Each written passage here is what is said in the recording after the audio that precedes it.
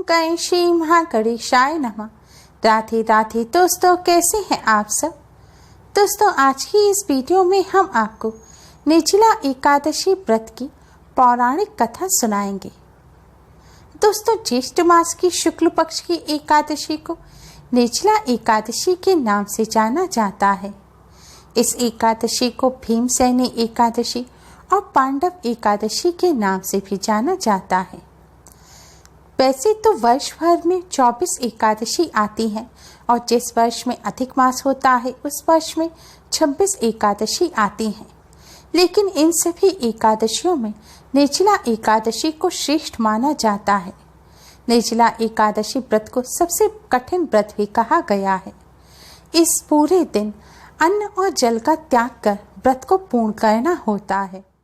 निर्जला एकादशी का व्रत करने से साल की सभी एकादशियों का व्रत करने का पुण्य फल प्राप्त होता है और अंत में वैकुंठ धाम की प्राप्ति होती है। बड़े से बड़े पापों का नाश हो जाता है और जीवन भर सुख समृद्धि बनी रहती है। दोस्तों, निर्जला एकादशी का महात्म्य इतना ज्यादा है कि निर्जला एकादशी की व्रत कथा को आज के दिन सुनने मात्र से ही संपूर्ण सुख भोग कर अंत में मोक्ष की प्राप्ति होती है। भगवान विष्णु मां लक्ष्मी की कृपा से घर में सुख समृद्धि बनी रहती है और साल की सभी एकादशियों का पुण्य फल प्राप्त होता है। निर्जला एकादशी व्रत की कथा इस प्रकार है। एक बार भीमसेन व्यास जी से कहने लगे कि हे पितामह, भ्राता युधिष्ठिर, माता कुंती, द्रौपदी, अर्जुन, नकुल और सहदेव आदि सब एकादशी का व्रत करने को कहते हैं, परंतु महाराज मैं उनसे कहता हूँ कि भाई मैं भगवान की भक्ति, पूजा आदि कर सकता हूँ, दान भी दे सकता हूँ, परंतु भोजन के बिना नहीं रह सकता। इस पर व्यास जी कहने लगे कि हे भीमसेन, यदि तुम नरक को बुरा और स्वर्ग को अच्छा समझते हो तो प्रति मास की दोनों एकादशियों को अन्न मत खाया करो। भीम कहने लगे कि हे पितामह, मैं तो पहले ही बता चुका हूँ कि मैं भूख सहन नहीं कर सकता। यदि वर्ष भर में कोई एक ही व्रत हो तो वह मैं रख सकता हूँ, क्योंकि मेरे पेट में वक्र नाम वाली अग्नि है, सो मैं भोजन किए बिना नहीं रह सकता। भोजन करने से वह शांत रहती है, इसलिए पूरा उपवास तो क्या, एक समय भी बिना भोजन किए रहना कठिन है। अतः आप मुझे कोई ऐसा व्रत बताइए जो वर्ष में केवल एक बार ही करना पड़े और मुझे स्वर्ग की प्राप्ति हो जाए। श्री व्यास जी कहने लगे, हे पुत्र, बड़े बड़े ऋषियों ने बहुत शास्त्र आदि बनाए हैं जिनसे बिना धन के थोड़े परिश्रम से ही स्वर्ग की प्राप्ति हो सकती है। इसी प्रकार शास्त्रों में दोनों पक्षों की एकादशी का व्रत मुक्ति के लिए रखा जाता है। व्यास जी के वचन सुनकर भीमसेन नरक में जाने के नाम से भयभीत हो गए और कांपकर कहने लगे कि अब मैं क्या करूं। मास में 2 व्रत तो मैं कर नहीं सकता। हाँ, वर्ष में एक व्रत करने का प्रयत्न अवश्य ही कर सकता हूँ। अतः वर्ष में एक दिन व्रत करने से यदि मेरी मुक्ति हो जाए तो ऐसा कोई व्रत बताइए। यह सुनकर व्यास जी कहने लगे कि वृषभ और मिथुन की संक्रांति के बीच ज्येष्ठ मास की शुक्ल पक्ष की जो एकादशी आती है उसका नाम निर्जला है। तुम उस एकादशी का व्रत करो। इस एकादशी के व्रत में स्नान और आचमन के सिवा जल वर्जित है। आचमन में 6 मासे से अधिक जल नहीं होना चाहिए, अन्यथा वह मद्यपान के सदृश हो जाता है। इस दिन भोजन नहीं करना चाहिए, क्योंकि भोजन करने से व्रत नष्ट हो जाता है।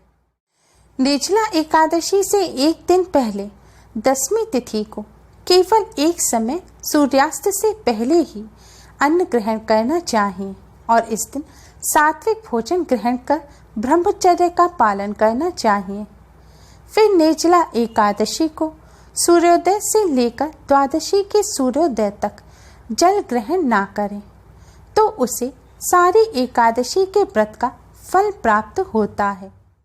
द्वादशी को सूर्योदय से पहले उठकर स्नान आदि करके ब्राह्मणों को दान आदि देना चाहिए। इसके पश्चात भूखे और सत्पात्र ब्राह्मण को भोजन कराकर फिर आप भोजन कर लेना चाहिए।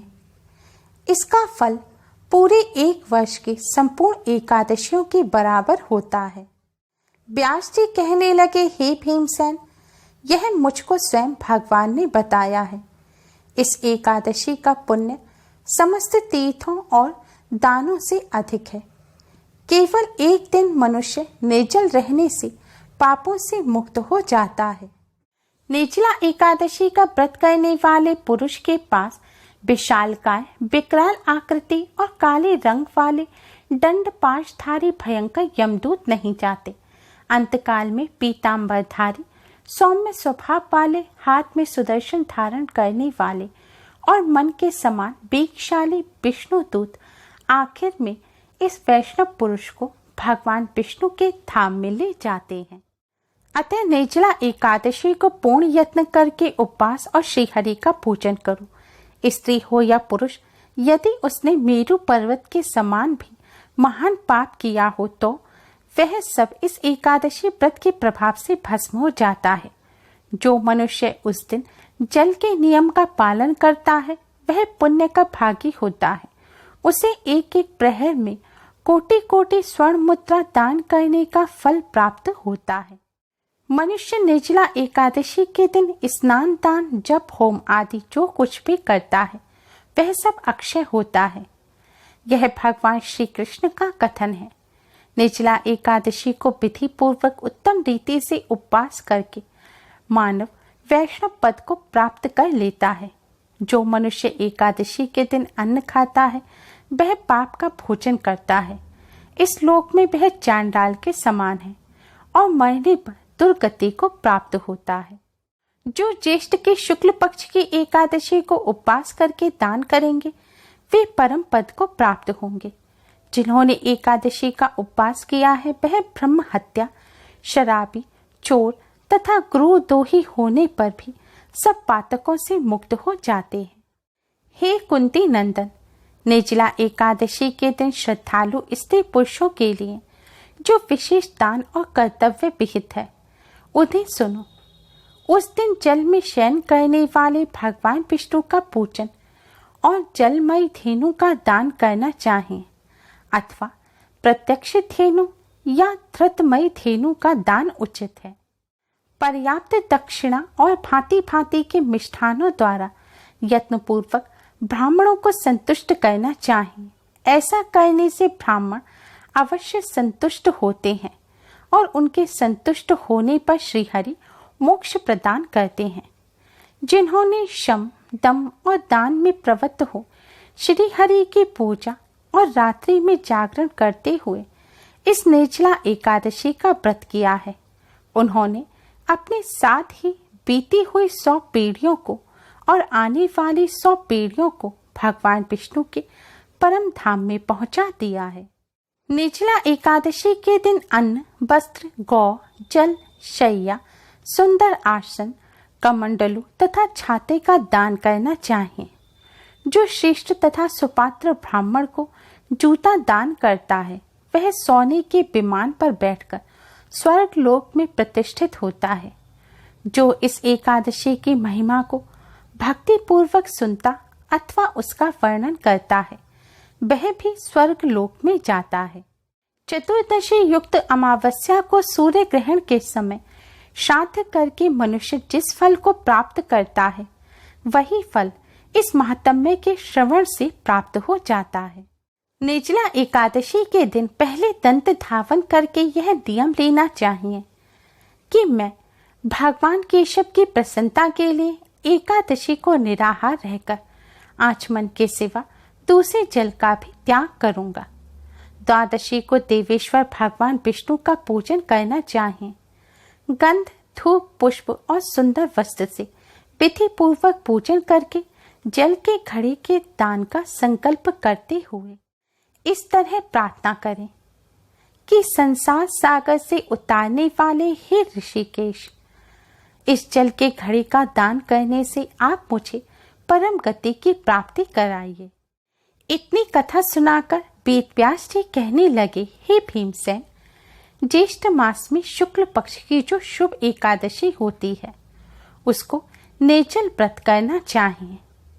इस दिन श्रेष्ठ ब्राह्मणों को शक्कर के साथ जल के घड़े का दान करना चाहिए।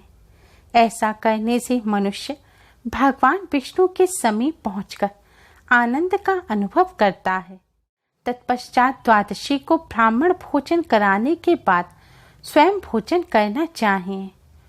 जो इस प्रकार पूर्ण रूप से पापनाशनी इस निर्जला एकादशी का व्रत करता है वह सब पापों से मुक्त हो आनंद में पद को प्राप्त होता है और उसे वर्ष भर की सभी एकादशियों का पुण्य फल प्राप्त होता है। यह सुनकर भीमसेन ने इस शुभ एकादशी का व्रत आरंभ कर दिया। तभी से निर्जला एकादशी को पांडव एकादशी और भीमसेन एकादशी के नाम से भी जाना जाने लगा। जो मनुष्य इस एकादशी की कथा को मन लगाकर पूर्ण श्रद्धा के साथ सुनते हैं उन्हें सभी एकादशियों का पुण्य फल प्राप्त होता है और स्वर्ग की प्राप्ति होती है। भगवान विष्णु की कृपा से पापों से छुटकारा मिलता है और जीवन सुखमय बनता है। उम्मीद है आपको हमारी ये वीडियो पसंद आई होगी। प्लीज़ लाइक करें। हमारे इस वीडियो को अपने फ्रेंड्स और रिश्तेदारों में ज़्यादा से ज़्यादा शेयर करें जिससे वह भी इसका लाभ उठा सकें। हमारी और भी वीडियोस के लिए हमारे चैनल को सब्सक्राइब करना ना भूलें। Thanks for watching. Radhe Radhe.